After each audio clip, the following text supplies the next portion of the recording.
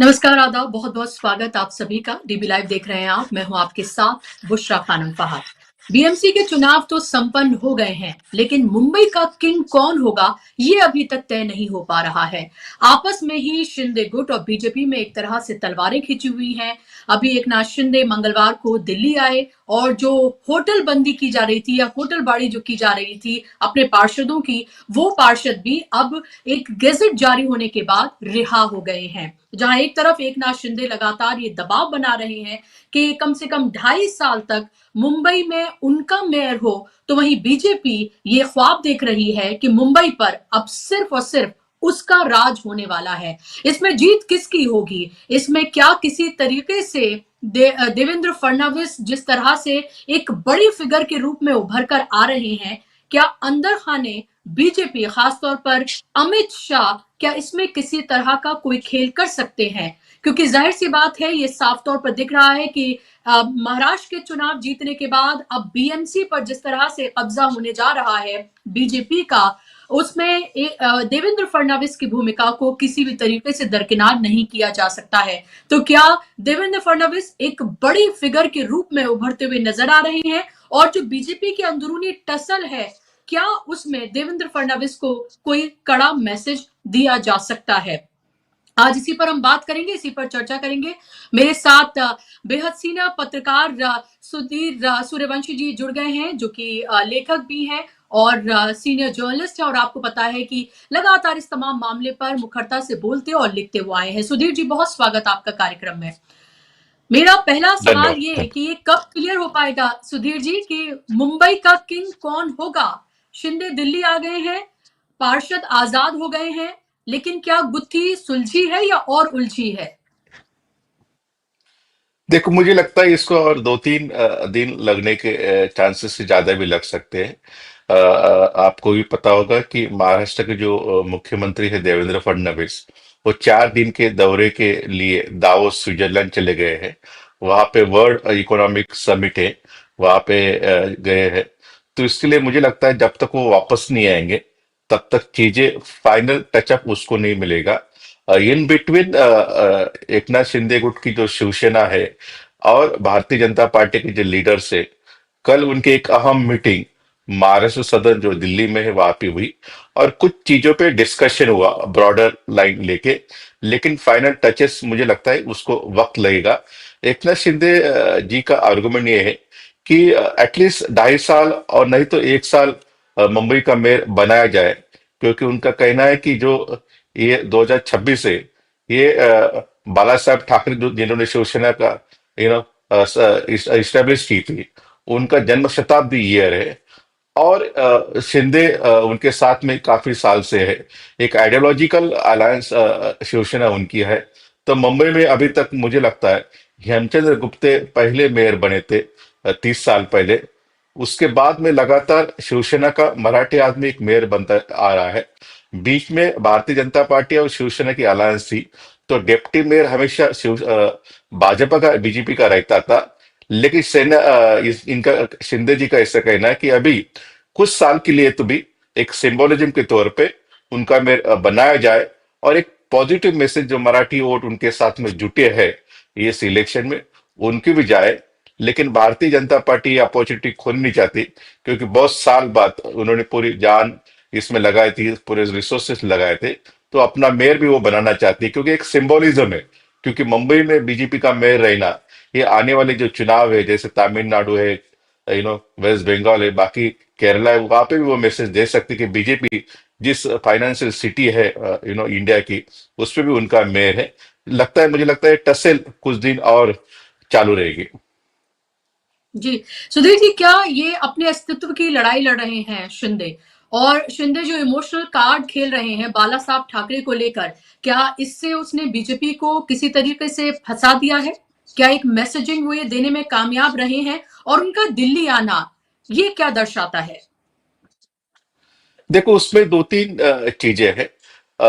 जब बीएमसी का चुनाव चालू हुआ, बीएमसी अहम इसलिए कि बीएमसी का जो बजट है वो 75,000 करोड़ है। ये बजट इंडिया के कम से कम 7 ऐसे स्टेट से उससे ज्यादा ये फाइनेंशियल बजट बीएमसी का है। और जब इलेक्शन शुरू हुआ तो महाराष्ट्र के मुख्यमंत्री वो नहीं चाहते थे कि एकनाथ शिंदे उनके साथ मिले, क्योंकि उन्होंने 2017 में जो इलेक्शन हुआ था बीएमसी में, अकेले बीजेपी के दम पे बीजेपी ने पूरे सीट 227 सीट लड़के 82 सीट्स उन्होंने लाए थे, और उद्धव ठाकरे उनकी जो यूनाइटेड शिवसेना थी उनकी 84 थे, यानी कि लगभग 2 सीटों का ही अंतर था जो हार और जीत में दोनों में। तो उनको लगता था कि इस बार भी सेंटर में बीजेपी पावर में, स्टेट में वो खुद सीएम है, बीजेपी इतने साल से महाराष्ट्र में एक्सपांड हो रही है, तो यही गोल्डन चांस है बीजेपी के ऑन देयर ओन पावर में लाना। लेकिन दिल्ली की जो नेतृत्व है, पर्टिकुलरली अमित शाह जी, उनको लगता था कि शिंदे को दरकिनार करेंगे तो मराठी जो वोट है मुंबई में अभी भी वो 40% है, और 140 सीटों पे उनका इन्फ्लुएंस है, वोट पूरा एलिनेट हो जाएगा और इसका मुनाफा ठाकरे ब्रदर्स को जा सकता है। इसलिए उन्होंने देवेंद्र फडणवीस के खिलाफ एकनाथ शिंदे को एंटरटेन किया और अलायंस में लड़ने का एक सुझाव दिया। इसकी वजह से दोनों साथ में लड़े। भारतीय जनता पार्टी 130 सीट्स पे लड़ी और शिवसेना 90 सीट्स पे लड़ी। शिवसेना यानी एकनाथ गुट, शिंदे की गुट की शिवसेना लगभग सभी सीटें ठाकरे और राज ठाकरे और उद्धव ठाकरे के अगेंस्ट में लड़े। इसलिए उनका मराठी वोटों का जो कंसोलिडेशन हुआ उसकी वजह से उनको सिर्फ 29 सीटें मिली, और भारतीय जनता पार्टी इतने जमतम के लड़ने के बावजूद भी उनको 82 से उनका सिर्फ 89 सीट्स, यानी कि कम से कम 5-6 सीट से ही उनको मुनाफा हुआ, और 6-7 सीट ऐसे उनके हैं जो कांग्रेस और एनसीपी शरद पवार गुट की आए हुए सिटिंग कॉर्पोरेट है उसमें। तो लगभग कुल मिला के बीजेपी इतनी जो बनना था ऑन खुद के बलबूते पे सत्ता लानी, तो वो बिल्कुल हो नहीं पाए। एक तरह से बीजेपी पावर में आएगी, लेकिन एक सेटबैक के तौर पे भी पावर में आएगी। ऐसे जो बोल रहे थे कि बीजेपी 140, 160, 130 खुद मिलेगी, वो बिल्कुल यहाँ पे दिख नहीं रहा है। इसलिए मुझे लगता है कि अभी भी एकनाथ शिंदे जी को दिल्ली का ब्लेसिंग है, इसलिए वो दिल्ली ज्यादा आते हैं और उनको एंटरटेन किया जाता है। इसके अहम वजह यह है क्योंकि एकनाथ शिंदे जी जो दिल्ली के लीडर से उनको हेल्प करते हैं, क्योंकि देवेंद्र फडणवीस जी डायरेक्ट कुछ साल में मुझे लगता है कि पीएम पद के रेस में बहुत अच्छी उनकी दावेदारी रहेगी, और दिल्ली के कुछ लोग नहीं चाहते कि वो पीएम के रेस में आए, इसलिए उनको चेकमेट करने के लिए, उनको बैलेंस करने के लिए शिंदे जी का भी उपयोग हमेशा टाइम टाइम पे किया जाता है। इसलिए शिंदे जी हमेशा दिल्ली आते हुए एंटरटेन किया जाता है। इसलिए शिंदे जी दिल्ली में आ रहे, डिस्कशन कर रहे, और सरप्राइजिंगली महाराष्ट्र के जो सीएम है वो दावोस में है। जी, बिल्कुल आप बहुत महत्वपूर्ण बात कर रहे हैं, और यही मैंने अपनी शुरुआत में भी कहा था कि 29 पार्षदों के साथ आखिर एकनाथ शिंदे इस तरह से बार्गेनिंग स्थिति में कैसे हैं और कैसे वो ये प्रेशर टैक्टिक्स जो हैं वो अपना रहे हैं। बीजेपी को सब पता है कि बीजेपी किस तरह की पार्टी है, ऐसे में वो अपने पार्षदों की बाड़ाबंदी भी कर रहे हैं। बीएमसी का चुनाव इतना बड़ा चुनाव बन गया है, तो क्या इससे सुधीर जी, जो बीजेपी की अपनी अंदरूनी टसल है, चाहे वो योगी आदित्यनाथ और अमित शाह के बीच की हम देखें, तो क्या ये देवेंद्र फडणवीस और अमित शाह के बीच की भी है कि नंबर 2 कौन है और फिर नंबर 1 कौन बनेगा? क्या इस बीएमसी के इस चुनाव में भी इसकी क्या एक बानगी, एक तस्वीर क्या हमें देखने के लिए नहीं मिलती है? क्योंकि शिंदे को आखिर किसी ना किसी का तो आशीर्वाद प्राप्त है। नहीं नहीं, देखो ये शैडो फाइट जिसे हम कहते हैं, ये शैडो फाइट भी चल रही है। शिंदे नाम मात्र है, लेकिन उनके पीछे से बॉक्सिंग करने वाला आदमी अलग हो सकता है। और मोदी अभी भी बरकरार है इंडिया के पीएम, और मुझे नहीं लगता कि 2029 में वो स्टेप डाउन होंगे, क्योंकि जिस तरीके से उनकी चाहत है, जिस तरीके से उनका पद के लगाव है, मुझे नहीं लगता वो छोड़ेंगे। लेकिन जब निर्णय लेते हैं छोड़ने का, तो उसके बाद में who is next after the Modi, तो उसमें 2-3 चेहरे बड़े जमतम से उभर के आते हैं।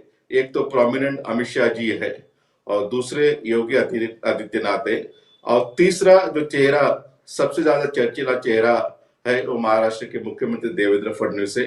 देवेंद्र फडणवीस अहम इसलिए है क्योंकि वो आरएसएस के ब्लू आई बॉय भी है, खुद नागपुर से आते हैं जहां पे आरएसएस का हेडक्वार्टर भी है, और आरएसएस ने पहले जो उनका जो ब्लू आइड बॉय था नितिन गडकरी यूनियन मिनिस्टर, उनको बनाने की काफी कोशिश की, लेकिन वो उसमें असफल रहे।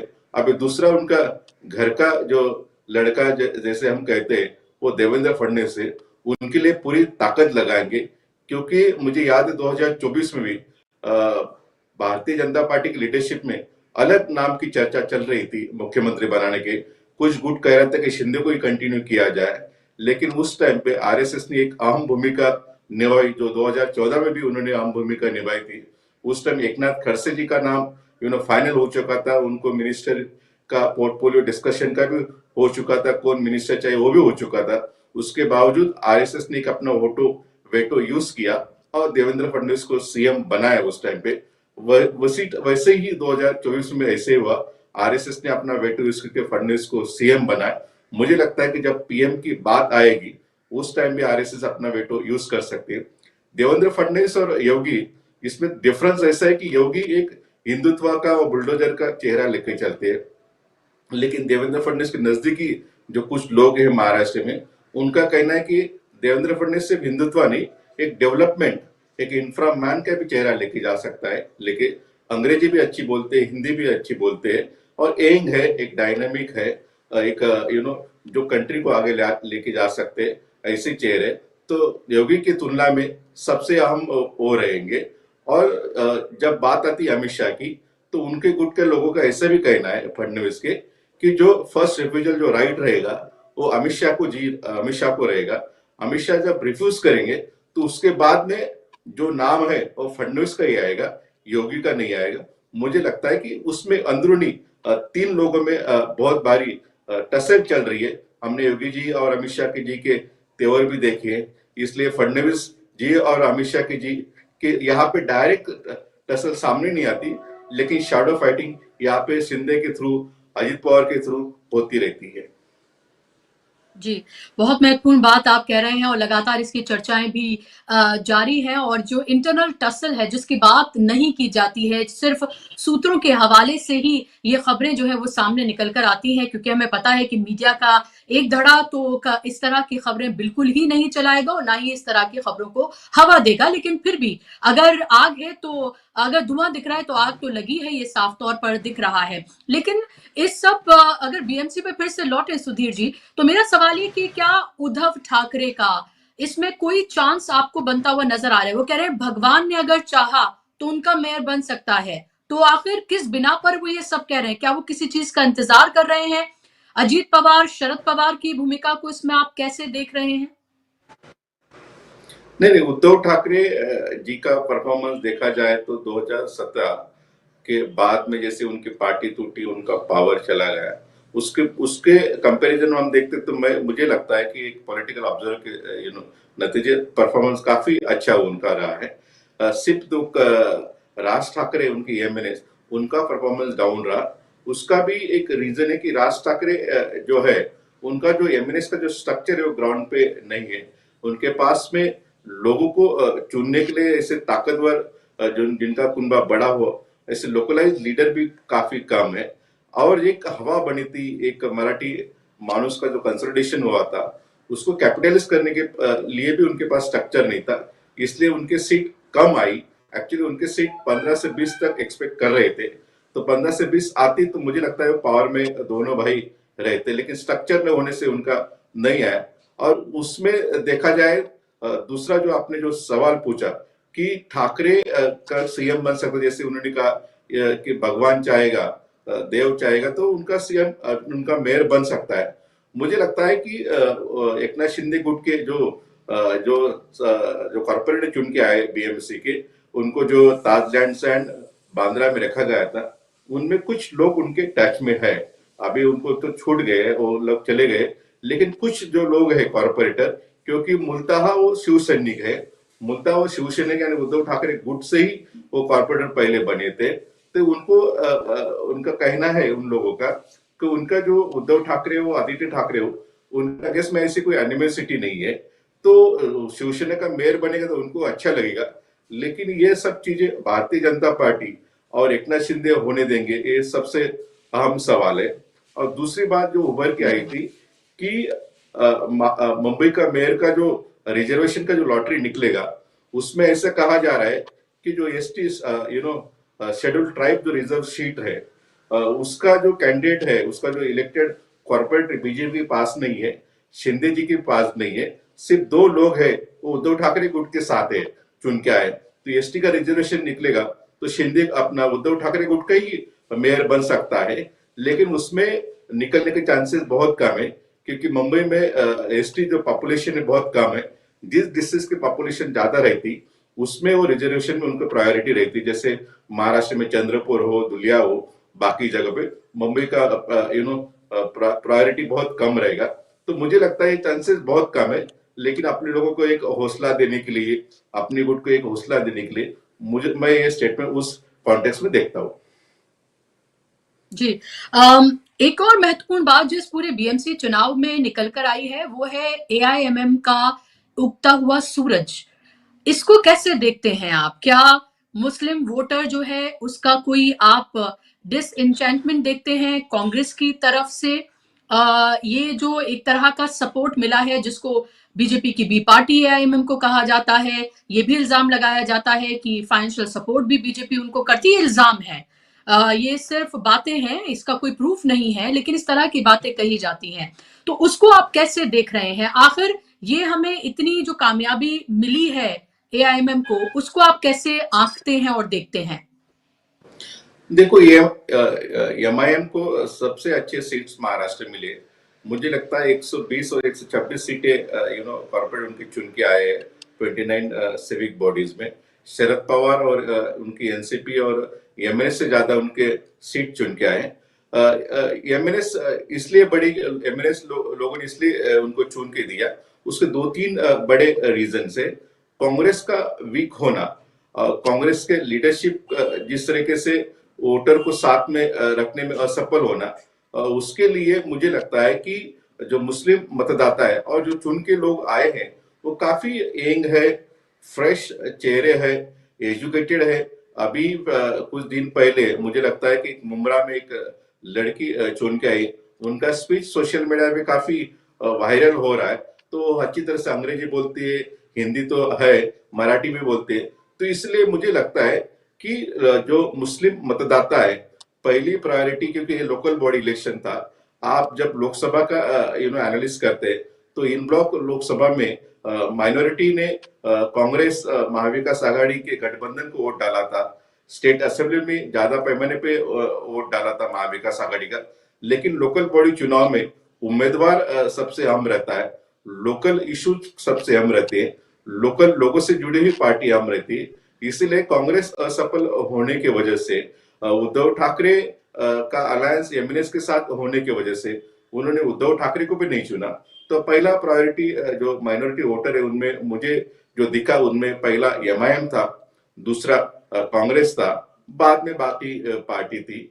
और इसलिए एमआईएम की सीटें जहां जहां मुस्लिम बहुल एरिया, जैसे मुंबई में भाईकाला हो, तुम्हारा गोवंडी हो, मानकुर्द हो, वो इस एरिया में भिवंडी है, मालेगांव है, तुम्हारा संभाजी नगर है, ऐसी मुस्लिम बहुल एरिया में सबसे ज्यादा सीट कंसोलिडेटेड वोटिंग होने की वजह से चुन की आई। अभी सबसे बड़ा चैलेंज कांग्रेस के सामने, उद्धव ठाकरे के सामने, कि लोगों को कन्विंस करना, क्योंकि जब माइनॉरिटी की हित की बात होती तो उनका हित की बात भी उठाने वाला पार्टी चाहिए, उनके हित की बात उठाने वाला लीडर भी चाहिए।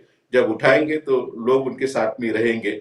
अभी कैसे पार्टी ये चीजों को कोर्स करेक्शन करती है, जो एमआईएम ज्यादा बढ़ेगी तो खतरा मुझे लगता है कांग्रेस को भी है, अपोजिशन भी है, क्योंकि वो डिवीजन की वजह से बहुत सीटें गिर भी सकती है। जी, एक दो मेरे आखिरी सवाल आपसे और सुधीर जी, कि कांग्रेस के लिए कितना बड़ा ब्लो है ये? क्योंकि जाहिर सी बात है बीजेपी को एक चांस मिला है, तो ये लोकल बॉडी का चुनाव, लेकिन इसको पूरे देश में सेलिब्रेट किया गया है और बीजेपी कोई चांस छोड़ती नहीं है, क्योंकि उसके लिए सबसे बड़ा कोई दुश्मन अगर है तो वो जाहिर सी बात है कांग्रेस पार्टी है, राहुल गांधी है, गांधी परिवार है। वो चाहे पार्लियामेंट के अंदर उनकी स्पीच हो, पार्लियामेंट के बाहर हो, या फिर चुनाव में किसी तरह की रैलियां हो, गांधी परिवार को हर चीज के लिए जिम्मेदार ठहराना, नेहरू को जिम्मेदार ठहराना और ये बताना कि देखिए जहां से उसका अस्तित्व शुरू हुआ, जहां से शुरुआत हुई, वहीं उसका पतन हो रहा है। इस तरह की बातें करना, हालांकि ये बहुत छोटा चुनाव है लेकिन इसके मायने बड़े हैं। तो उसको आप कैसे देख रहे हैं? जो लगातार बीजेपी जो सवाल कर रही है और खुद मोदी जी ने इस बात को इस तरह से रखा है, तो ये कांग्रेस के लिए कितना बड़ा ब्लो है, जो बीएमसी में जिस तरह से उसको नाकामयाबी हासिल हुई है। देखो, उसमें दो तीन चीजें हैं। डायरेक्ट गांधी फैमिली और राहुल गांधी और सोनिया गांधी और कांग्रेस लीडरशिप को यहाँ पे ब्लेम देना, मुझे ये चीज गलत लगती है, क्योंकि ये काफी लोकलाइज चुनाव था। कांग्रेस के कोई बड़े लीडर भी यहाँ पे कैंपेन के लिए नहीं आए थे, और वैसे नंबर के हिसाब से देखा जाएगा पॉजिटिवली कांग्रेस के साइड में, तो उनको एक 35 कॉर्पोरेटर थे लास्ट टाइम बीएमसी में, तो अभी 35 से गिर के उनके 21 हुए हैं, तो नंबर गिरा है बिल्कुल, लेकिन इतना भी नहीं गिरा जो जो एक्सपेक्टेड थे, क्योंकि एग्जिट पोल्स और बाकी जो पोस्टर थे उन्होंने तो 15-16 के ऊपर उनको नंबर नहीं दे रहे थे, तो 21 सीटें उनके आई, तो मुझे लगता है डिसेंट नंबर है।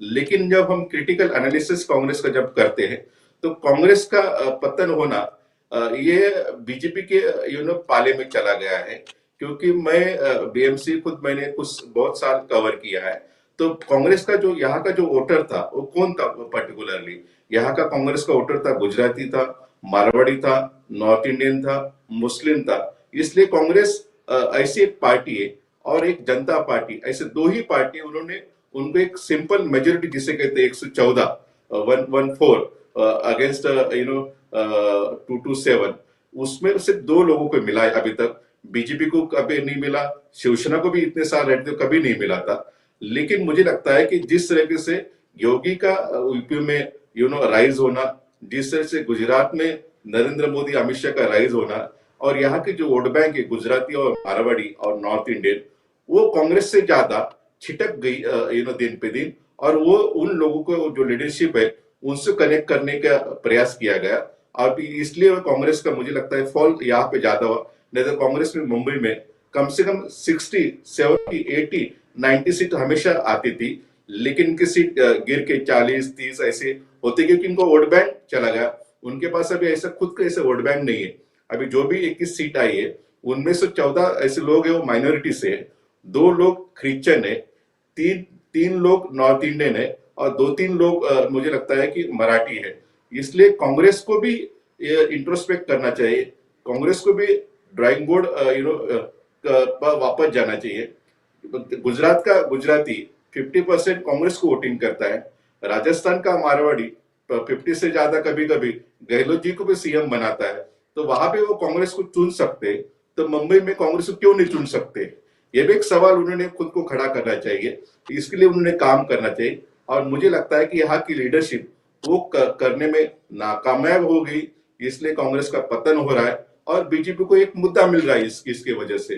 तो मुझे लगता है कांग्रेस लीडरशिप ने भी एक उनके चिंतन है, ब्रेनस्टॉर्मिंग है, लोगों को ज्वाइन करने में क्या क्या कर रहे हैं, उन्होंने ऐसे लगता है कि वोट बैंक बिल्कुल छोड़ दिए, भगवान भरे से कुछ लोग ऐसे काम करें, ऐसे करेंगे तो मुझे नहीं लगता कि कांग्रेस का नंबर फ्यूचर में बढ़ेगा।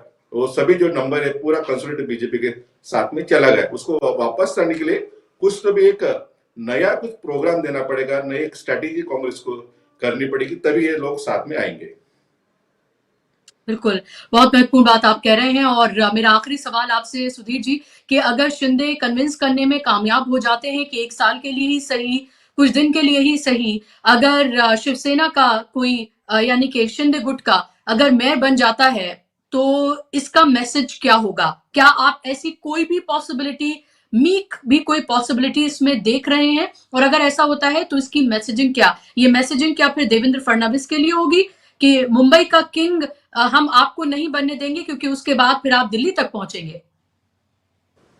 देखो, उसमें देखो महाराष्ट्र और पॉलिटिक्स के बारे में कोई प्रेडिक्शन करना ये बहुत ही रिस्की काम है। जिस तरीके से यहाँ पे चीजें होती तो कोई नहीं बता सकता कि क्या होगा। और हम जैसे कहते कि politics is art of all possibility, politics में कुछ भी हो सकता है। जो चाचा भतीजे अलग हुए एक साथ में चुनाव लड़े, जो ठाकरे ब्रदर अलग हुए थे 20 साल में एक साथ में आए, बीजेपी अजित पवार का सिंचाई घोटाला के बहुत बड़े चक्की पे सिंह जेल में डालेंगे, उनके साथ में खाना खा रहे हैं, उनके साथ में कैंपेन कर रहे हैं। इसलिए पॉलिटिशियन के बारे में कुछ कहना, उनके पार्टी में बारे में कुछ कहना, ये बहुत ही मुश्किल काम है।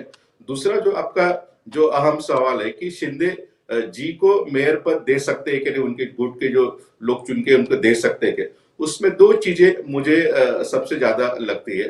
भारतीय जनता पार्टी कैश 22 के सिचुएशन में शिंदे जी के 29 लोग चुन के आए, कॉर्पोरेटर बने, और भारतीय जनता पार्टी की 89 है, और सबसे ज्यादा बड़ी पार्टी बीजेपी है। बीजेपी अपना मेयर बनाने के बजाय शिंदे गुट को मेयर देना, इसका मतलब ऐसा होगा जो नॉर्थ इंडियन, जो गुजराती, जो मारवाड़ी, जो south Indian Bharatiya Janata party को कंसोलिडेटेड वोटिंग किया, उन्होंने थोड़ी शिवसेना का एकनाथ शिंदे गुट का मराठी आदमी मेयर बनने के लिए वोटिंग किया। वो भी सोचेंगे भाई हमने वोटिंग हमारा मेयर बनने के लिए किया था वोटिंग। जैसे कृपा सिंह ने कहा था कि मुंबई का जो मेयर है वो नॉर्थ इंडियन बनेगा। कुछ गुजराती लोग भी कहते थे कि हम बहुत साल बाद हमारा ही मेयर बनेगा। तो मुझे नहीं लगता कि बीजेपी शिंदे गुट का मेयर बना के अपने जो वोट बैंक है उसको एक अनरेस्ट कर सकते हैं, उनमें एक नेगेटिव मैसेज दे सकते हैं। इनके लिए बहुत बहुत बड़ा रिस्क भी होगा।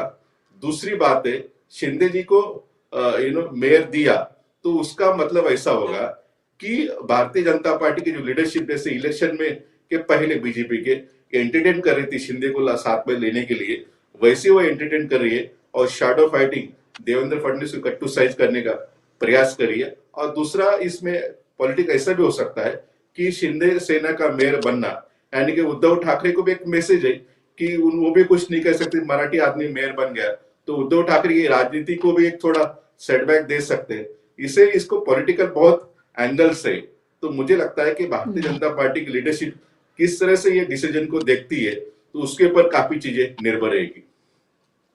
जी बिल्कुल, 1-2 दिन का इंतजार जैसा आपने कहा कि करना होगा, और ये जो कोहरा है ये छट जाएगा और बादल छट जाएंगे और पता चलेगा कि मुंबई का किंग, कि इसी तरह के अल्फाज का इस्तेमाल किया जा रहा है, इसी शब्द का, इसी फ्रेज का इस्तेमाल किया जाता है कि कौन होगा ये पता चल जाएगा और कौन जीता है। और इससे मुंबई ही नहीं बल्कि देश में और दिल्ली तक क्या मैसेजिंग इसकी जाएगी ये भी देखना बहुत महत्वपूर्ण होगा। सुधीर जी, बहुत शुक्रिया आपका कार्यक्रम का हिस्सा बनने के लिए, समय देने के लिए बहुत बहुत धन्यवाद। धन्यवाद, शुक्रिया आप तमाम दर्शकों का भी। नमस्कार।